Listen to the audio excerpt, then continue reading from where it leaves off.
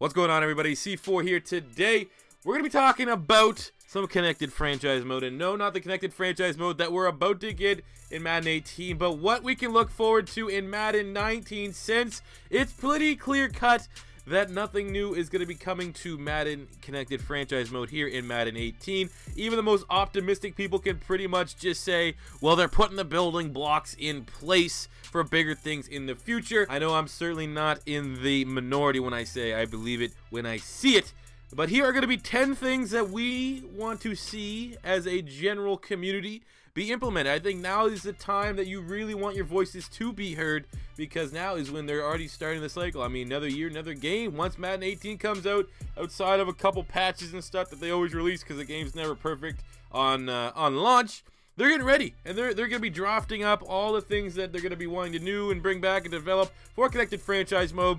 So we're going to take a deep dive here. A lot of these are stuff I've been harping for years, but some of them are better well explained, and we got a couple visual representations from the great connected franchise rebuild post on operationsports.com by Deuce Douglas. It's absolutely phenomenal. I was going to make a video on this earlier, but I felt once we see what was going to happen in Madden 18 connected franchise mode, it'd be time to dive into what he did. But the entirety of his post is really phenomenal. I will link it in the description of the video. Go check that out if you have some time and you can, get your hopes up. Maybe it's not a good thing to go look at it, because reading this gets your hopes up that connected franchise mode could truly be great. And EA may never look at this, but to be fair, Rex, who is like the big community guy, the developer, I don't know really what his role. He's the boss man at Madden, has retweeted and talked about this, and he's aware of some of these things. But let's go in for the list format. So at number 10. I'm going with something simple that they removed for no goddamn reason. Knowing them, they're probably going to classify it as there's not enough memory, and that is bringing back historical player stats. For example, when we were playing our Philadelphia Eagles connected franchise mode, and we got 17 years with Carson Wentz, if he left the team, there's no way for us to really track back what he had on a year-by-year basis. You can really see his career stats, but you can't go back outside of maybe seeing, like, if he won an award, if he won MVP, Offensive Player of the Year, Pro Bowl, something like that. You can see that, but they don't have his season-by-season stat. And that was in Madden like 5 years ago, and that was something like me where I really like to get immersed in my connected franchise mode save. I loved looking back and seeing, oh yeah, I remember in 2017 where Carson Wentz threw 38 touchdowns. Look, in 2019 he threw 39 touchdowns. So it's progression and being able to really track the history of your players. It really gets you just more immersed in your connected franchise mode, and I think it's something, especially because it has been used in games past, I certainly want to see that come back. I mean, there always was sometimes bugs with that. There still is bugs today when it comes to stat tracking. Sometimes for some reason your user controlled team, their sacks won't show up, or you always have just ridiculous interception numbers. Or I remember one year, like, my kicker, Cody Parkey, was like leading. It said he had like 17 interceptions. So that's, that has always kind of been buggy. But I definitely want to see historical player stats, just because it gives your league, especially if you're really into your connected franchise mode and you're 10, 15 years in, you want to be able to look back and see, like, for example, if you're playing with, let's say you're playing with the Saints and you play with Drew Brees, you want to, and you're 15 years in, you may want to go back and look at how well the first 2 or 3 seasons that you had with Drew Brees were. So, adding stuff like that just makes it much more in depth, and it's a feature that we know they can just simply add back in. Go number 9 is a quick one, is add 5th-year options to rookie players. I mean, why isn't this in this game? It seems like something they would add in. So instead of, having to offer, for example, I guess we'll just go to Philadelphia. Instead of having to offer Carson Wentz at the end of his contract, a big money deal at the end of 4 years, he can pick up his 5th-year option. Something very, very simplistic that would make the offseason a lot more realistic, and that could be done just like that. Number 8 is new expansion cities, something I've been harping on. What we know for Madden 18 is they removed Los Angeles, and they added in San Diego and Las Vegas, and that's it. No new cities. You know how bad we want to get a Honolulu team. I did a video on teams we want to see, or cities, sorry, that we want to see eventually, so I'm not going to re-harp on that. But come on, man, more expansion cities. What is the harm in doing this?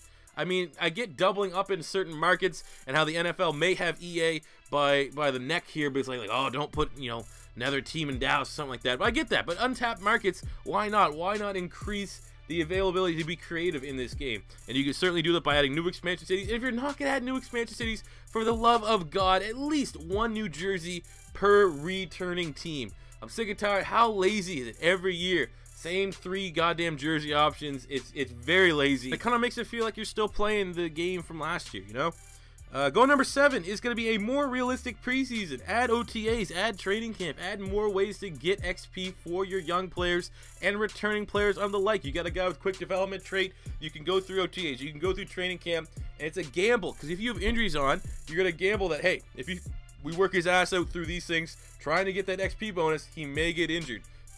That's real life. Players get hurt in OTAs. You always see every year 1 or 2 guys go down with a torn ACL. So I think that's just more realism, because right now the preseason, or the off season, I guess, after the draft and before the preseason starts, it's lacking in connected franchise mode, and in real life it's a crucial point in a team season. Goal number 6, it's going to be the most unrealistic option. I'm not going to lie, I had everything. I had 9. I had to squeeze one in for number 10. I just said off-field issues. I don't know how you could word it. Obviously, EA wants to put NFL in the best light possible, and off-field issues certainly could be something like that. But you know, it's really, like, I don't know. I'm all for making it realistic. And I just think, you know, you don't have to go all the way to, like, blitz the league storylines where, like, oh, yeah, he got caught juicing and stuff. But maybe there's a fine medium of off-field issues that you can edit. Maybe just off-field injuries. He was playing basketball and got hurt or something like that. So, hypothetically, you could have it take place a PG way of a player missing games because of something that happened off-field. Even that will get you a little more realistic. Going number 5, it's going to be in-depth free agency. I think the best way to do this, it's kind of first real one that we're piggybacking on something from the Deuce Douglas rebuild, is I really think free agency should be time-based. You should have, let's just say you have 30 hours. You have 30 hours in a given week. You usually get 4 weeks of free agency. And in that, you can delegate how many hours you want to go to a certain player. And then it kind of works very similarly to the NCAA recruiting, where if for example, say, who's free agents this year? Alshon Jeffrey. There we go. We'll keep going back to my Eagles. Alshon Jeffrey was there. You would have to delegate up to 15 hours, so use technically half of your available hours on Alshon Jeffrey. And if you fit everything that he wants in a team, a contender, a team that might have a chance at winning, location, everything like that, you get a visit, and then from the visit you can offer him a contract. So that way there, it's not just like right now free agency, it's a shit show. You can just bid. You've seen plenty of times in my connected franchise modes, you know, you offer, you know, a 3-year $70 million deal. It's just an outrageous number, and then he says no. So then you just literally go right back. There's no rhyme or reason why not. I go 3 years, 30 or $73 million. Nope. $74 million, 75, and then eventually he comes. There's no rhyme or reason as to what I am actually doing. It's just, you know, plug and play, shoot. You know, you might as well just be a goddamn vegetable. Anyone can really handle the free agency here. And certainly you could have the option just to make it simple. Maybe that's one of those things depending on what difficulty you set for your connected franchise mode, which I can go and do a whole different point. But I definitely think a more realistic free agency would be dope. Going to number 4 is part 2 parts for in-depth rookies. Number 4 is going to be in-depth rookie in terms of scouting report and pro comparisons. I think a scouting report, you can really dive into better and more in-depth combine numbers. You could also maybe, if you're really interested in a player, have X amount of hours, very similar to what we're talking about in free agency, where you can go to their pro days if they attend to the pro day, and you can get more information and more accurate stats. And then, you know, pro comps. Why not have a scouting department? I'm pretty sure you have a scout, right? When you hire your trainers and your staff, why not be able to get pro comparisons? If I want this quarterback, you know, yada yada from Miami University, this is something great from the Deuce Douglas rebuild post. Why not if I have, let's just say, who's a player? Saquon Barkley. We have Saquon Barkley. We have a running back from Penn State. We get a scouting report that says he is very similar to Jamal Charles. He's not really, but just say for argument's sake, he's really similar to Jamal Charles. So you kind of know what you're getting. Put a player to the rookie that you're going to be scouting. It doesn't seem that hard. Makes sense. Definitely would make the rookie process more realistic, and I think personally more fun. And especially if you get a pro comp to Jamal Charles and you draft him turns out to be a bust, more difficulty. If you get a pro comp to someone that's saying they're going to be the next Aaron Jones and they turn out to be, you know, a 75, 76 with superstar development trait, more better that way. Go number 3 for in-depth rookie, continuing a season breakdown, very similar to how I am going to be running my Madden 18 connected franchise mode, where you're going to be able to see on the days I upload that some NCAA football that's going to correlate with that universe. It's going to be a nice little universe there. Why not have that for the rookie scouting? Every week you can go check in. There'll be notes, there'll be rankings, there'll be, you know, just stat updates, more, just much more than the crappy little stories they give you right now, where it's every year it's a rugby player, every year it's, oh, his parents were Olympians and stuff like that. That's so rinse and repeat and so lazy. There's so much more you can do and deep dive into that. And I think a season breakdown, you talk about the the college playoffs, you talk about yada yada, because we know they're now not afraid to use the college names. It's from the long shot mode where you had Oregon and Texas, just to name a few. So now that you kind of have got past the whole lawsuit and the whole NCAA thing, you should start to encourage and use a lot more of that in your connected franchise mode, because it's really one of the biggest things. I would say outside of the regular season and playoffs, draft is the biggest thing that will happen in any given connected franchise mode. And the fact that it's so cookie cutter, so rinse and repeat, it's really lazy.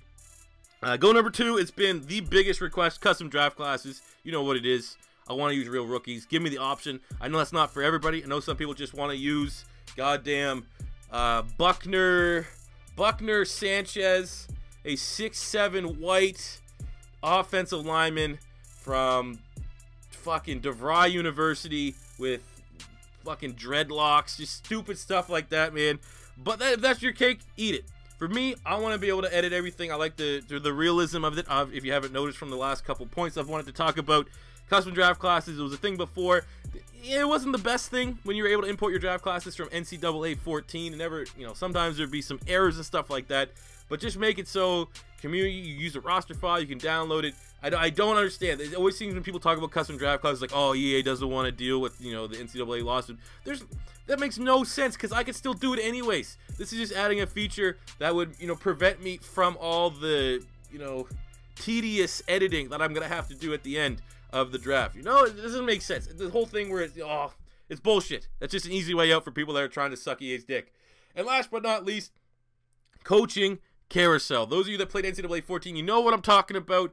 Not only should it makes no sense that they don't have offensive and defensive coordinators, and in the years past of Madden, I grew up on when Brian Dawkins would retire on the Eagles, I could hire him back as a DC. I love that. But more so, you could start as, rather than being just have the option of being a player or a coach, you could start as an offensive coordinator with the Eagles. And then if you win the Super Bowl after, say, 3-4 years, you get a head coaching offer. So it's like more immersive from the coaching side of things, not just about getting attached to your players. It's about getting attached to your coach. And an option that I didn't really think about that I read in the Deuce Douglas, who keep referring because it's an excellent post, is being a commissioner option. So when you look in, you open up the menu, you can be a commissioner, a coach, or a player. And being a commissioner means you get control over all 32 teams. And with that, that means you can have free range to do whatever you want to do with trades. Every trade will be approved. And right now, if you really want to do that, it's incredibly tedious. It takes like 45 minutes to basically user control all 32 teams. Why not have an outright commissioner mode? I think that would be real cool to see. And I definitely would like that. But those guys are the 10 options, 10 things